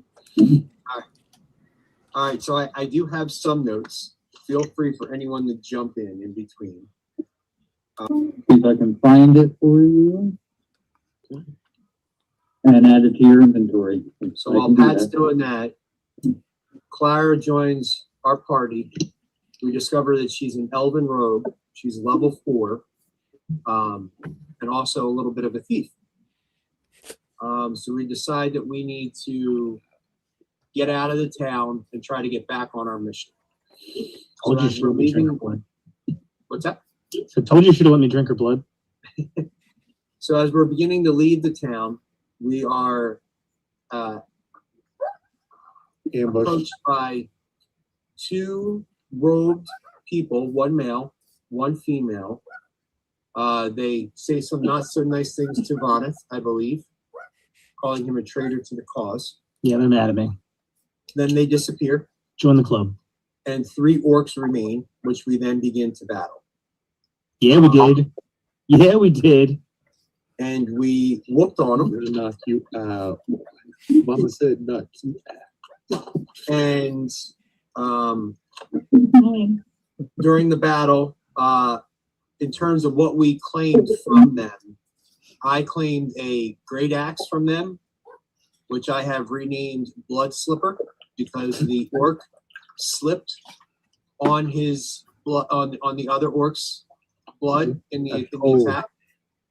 So as my little commemorative memory of that battle, that's the new name of that. Claire helps us escape. We find a secret passage out heading towards the mountain. And that's what I have for notes. I think the only thing to mention is the guy chucking daggers was the same guy as on the road, and that was Bartholomew. Oh, no, geez. I have a whole nother page I missed. Yeah. Bonnet talking to gnomes, haven't heard anything, talking to the elf. Bartholomew is a human rogue. That was says her partner stabbed her. Clara's an elf mage. Yeah. Okay.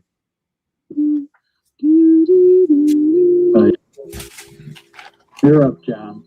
All right. I'm going to try to take out the spider that's in front of Anton. Okay. Do I have a clear shot for Sorcerer's Burst? Well, yeah, drawers are short. What'd you say? My drawers are short. Yeah, went right over his head. Thinking, you are right.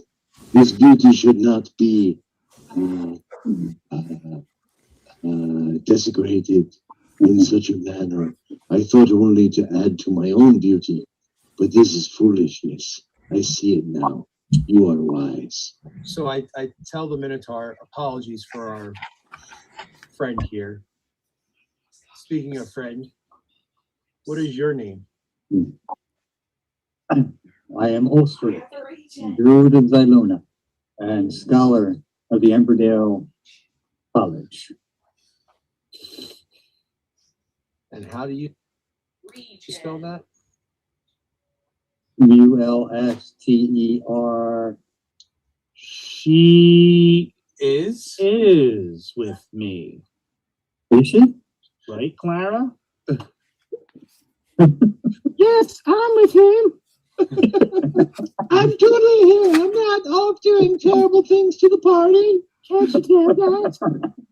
Unless it would be way more interesting for me to be doing terrible things like sneaking up behind Facili. No, she's with me. We're good. We're like, she's like following me around, wanting me to drink her blood. But I'm trying to take my dagger to these raccoons, Pat. What should I do? Roll an attack. There we go. Let's go.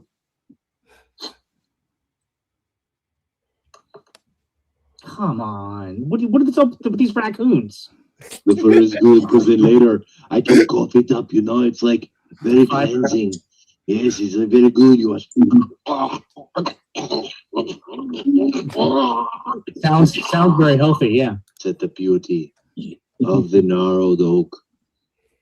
It is something like I have never seen before, and I know in my heart that when I strike a foe with this, it will not bend. Unless I want to turn it into a bow later, and then it will bend perfectly. I don't know. Yeah, so that's a little taste of what our. Oh no, sorry. No, that's a really excellent review of a Mezco figure, just separately. That was a really fun night. I couldn't stop cracking up. It's just, you know, and I most of the last 24 hours have been a blur, but I keep saying, and Joe keeps saying, and a ton of us keep saying, rule number one: just have fun. And you know, every session we have ends up with somebody doubled over crying laughing. Yep. It's a great group, and that's why I keep speaking from the perspective of being sort of new to it, that if you're interested in it and you might want to try it, it's possible, man. And you have a ready-made group of people that are going to be interested in the exact same RPG you are. I know Ryan is thinking about it. You know, we'll try to get Eric involved. Maybe we'll get a little sesh going on. The key to me is just having some people there that really, I think, that are experienced and know what they're doing. That's a big help. Yeah, I mean, Ryan and Amber live relatively close to me, so I know that they're coming over to play some D&D, and they've already agreed to join a game that I'm working on crafting. So, welcome to the fold. Get in. The water's warm. Cameron says that rule is even in the book. If you're having fun, doing it right. Hell yeah, buddy. Yep. Basically, that's a good rule for like everything in the world. Yeah, true. So we only got 10 minutes left till we get to switch to the next show. Who's up next, Curtis? Latin Legions. Latin Legions. Oh, snap. So after this, head on over the marathon. We'll continue with the Latin Legions over there. Let's give a little check on the Kickstarter numbers, shall we? Time to warm up my tacos. Do I have the same thing up here twice? And then you can run Go out tonight. Yep. We're at 1.429. So in the next 10 minutes, if we do this right, we will have added $30,000. Oh, there it goes. It'll be the highest, so close. So close. highest amount added for any of the shows so far. Well, here, I mean, I would like to keep that record forever, but let's beat that record the next couple shows in a row. I have a feeling that we will. Right. But Pat's right. Before we wrap up over the last few minutes here, we are going to give away this Silver Knight, courtesy of Pat Boyle. Again, the hashtag in honor of Pat's birthday is hashtag Happy Level Up Pat. Hashtag Happy Level Up Pat for our last giveaway of the day. It's been a great show. It's flown by. Pat, did you want to say a few words before we give away your Silver Knight? Get yourself a book. Get a book from the Kickstarter. You know, if you already got one for yourself, get a second one for a friend. You know. But thank you, every one of you, going strong with the Kickstarter. It's a great day, and would-be GMs out there, just make sure your party is having fun. That's all that matters. And if you don't know what to do, where to go, come to the Nat 20 Mythic Adventures Facebook group, and we'll help sort you out, help you get groups, and so forth. Yeah, that's another good plug. Nat 20 Mythic Adventures. Nat 20 Mythic Adventures is the Facebook group that Pat runs that's sort of dedicated to the Mythic Legions RPG, but I'm sure we'll talk all RPG related stuff in there. So great place. Probably a good place to find people that want to play a virtual game that you can get in on. 1 billion. Yeah. Or locally, you know? Yeah. Both. Yeah, it's great having the virtual option, and it's awesome. We've had a blast with the virtual sessions, but there's, in person is, to the extent you can get an in-person session together, that's freaking awesome too. Yeah, and I think that it's at, no, I don't want to throw mud at people who haven't had the opportunity to do it in person yet, but like our group, the way that we gel and bond, I think has a lot to do with having played in person. You don't have to, but I think it helps to really get a feel for the other people's characters. It's a different level of the immersion. Yeah. All right, last chance to win the Silver Knight. We're going to draw it right now. We're going to hit draw again. We've got 118 entries right now. Hashtag is Happy Level Up Pat. And we'll draw that in 3, 2, 1. Good luck. And we just hit 1,430,000. Let's go! Like 125,000 boost today. Oh, you can just drop. You just drop that off. Yeah. That's great. I know where to find you. I'll probably be at your house and I can give it to you in person. How freaking cool is that?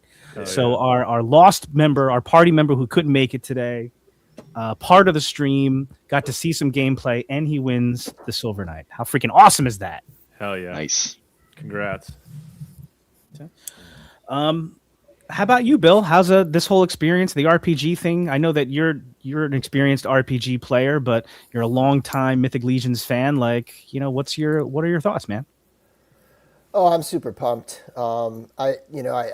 I played D&D in the mid '90s, like in college, and then that was really it. I never really played again. I had some students who ran a club, and here and there, and I would like get books once in a while. My buddy worked for Hasbro, and he would, every time a new edition came out, he would send me the book and stuff. But for the most part, playing with the play test and then getting welcomed into the Legion's Quest has been really my first time playing since, I don't even know, 30 years ago at this point, right? So yeah, it's been a lot of fun re-exploring and getting back into gaming like this. And I even got to play in person with a small group with Eric Bateman and Brent Rager at Brent's house. Nice. In the fall, we did a bit of a play test, the three of us, and that was a lot of fun. So, I mean, that was really my first time playing, pen and paper in person in decades. So a lot of fun. And I've always played Magic the Gathering, and I think that's a reason why my friends group didn't play a lot throughout the last 30 years, is because we've consistently been playing Magic, and we would get together and play Magic, and we still do. But it's been fun getting back into it, and as a huge Legions fan, this is the perfect way for me to get into it, get back to it. And I would say that as a group that strives to kind of play in person, it's just not possible all the time. Everyone has crazy schedules, even though like we all live within an hour and a half-ish of each other. You can't get it done. So the virtual option is freaking awesome to actually, keep that going. I know Curtis and Bill's group, they didn't play in person until they had already been playing virtually for, over a year, whatever it was. But when you do play in person, you can do cool things like this. So this is footage from another in-person session, and you can do things like you can see some of the figures on the table, some of the minis, and like the projection maps. Like that stuff is really cool. That's where we slaughtered a troll. Yep. And and to the it's difficult to get together and play Sidebar, this was that day in January that just snowed buckets, and it was super dangerous driving home, but we did it anyway. If Cam is still in the chat, that was the last day of Page where it just snowed and snowed and snowed. And the day before it had just snowed and wrecked Mrs. Hedgie's car and snowed some more. I'm still sore from that snowstorm. I'm not even joking. I pulled something and it's seriously been like taking this long to heal. Bill, I remember when you came on to Discord one day, it was like 4 weeks later, you're like, the snow's finally gone.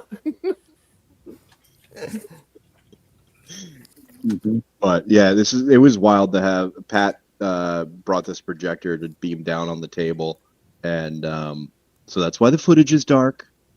As a professional videographer, I strive for clarity and sound and visuals, but you couldn't blast everybody with light and take different angles with the projection. So where's the projection coming from? Above?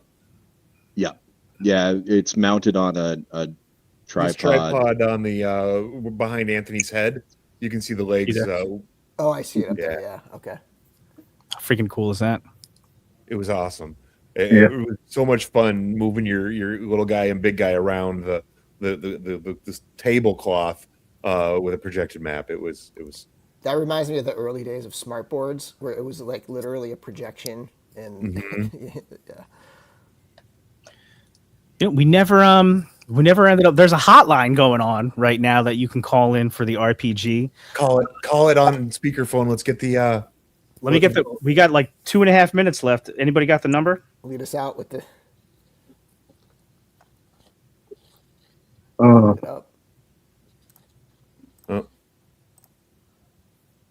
Okay. Well, do it quick, brother. I'm trying. Also, shout out to Curtis, who I think is probably off to Latin Legions now, and Oz too. Also, everybody that kind of helped set up the marathon. Okay, here we go. Got it. I can't see. All right, here we go. Okay, call.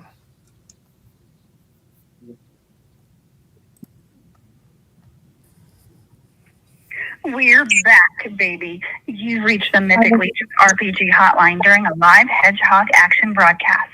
If your call connects, expect live walk and talk energy, convention floor vibes, and that feeling that you're right there. Eric is on the customization line. Your figures may never look the same. Rygon is on the lens. Angles and lighting may improve instantly. Due to elevated Hedgehog action energy, things may move fast. You may hear "check this out" repeatedly, and somewhere one hedgehog still holds the crown. Spoiler, it's not Sonic. If you miss us, leave a message. Tell us what you're excited about in the Mythic Legions RPG or what's in your pledge. Final stretch is here. Check that pledge. Lock in your picks. Don't leave exclusives behind. You're not watching it. You're in it. Well, we just wanted to say one thing, and that's that we are back. Great job, guys. Happy birthday, Pat. Happy birthday, Pat. How freaking cool is that? Great job, Terrence and Gina. I don't even know that I fully appreciated that they were going to do personalized. I had no idea that they were going to do something as cool as a personalized during that shows. That's awesome. That's freaking awesome. Hopefully they collect all those or some of them anyway and make them available so we can all check those out later. But shout out to Team SJ. Yeah, dude. Well done, guys. Here, now I should take this banner down because the giveaways are over. But guys, it's 5:00. Thank you so much, everybody who joined us on the live stream. Brian, Nate, Joe, Curtis, Jeremy, Brett, Bill, Patrick, Emil, everybody who hopped in the chat. We really appreciate it. It's a really fun, great weekend that we all get to kind of celebrate together as this thing pushes towards 1.5, man. And Jingly wanted to say hi and sit on my shoulder. I want to do a quick shout out to Brian again, and I'm hoping that this introduction to the community through this event has been a positive one, and that you can see how much passion that the fans have, the same amount of passion as the studio. Yep, absolutely. Thank you. Yep. Welcome, man. Yes. Yeah, welcome. One of us. One of Thank us. you. One of us. Ryan, Eric, any last words here, guys? Just happy for the studio and everybody that's involved, and glad to be a part of all of this, man. It's super, super cool. Yeah. All right. Keep the marathon. Oh, sorry, Ryan. Go ahead, buddy. No, I was gonna say 2 million. Here we come. Let's fucking go. Let's go. Mhm. Yeah, don't forget the marathon continues right now. You can switch over to Latin Legions and check them out. Check it out. Latin Legions is the next show, and then I think after that it's Legions Lounge. I think, right? I believe. Yeah. Is that right, Bill? 7 Yeah. o'clock, yeah. We're on the home stretch. We'll bring it home. Yep. I'll see you guys in the chat. Until next time, don't forget the number one rule, which is Be cool. Be cool. Be cool. later. So I'll see you guys in November.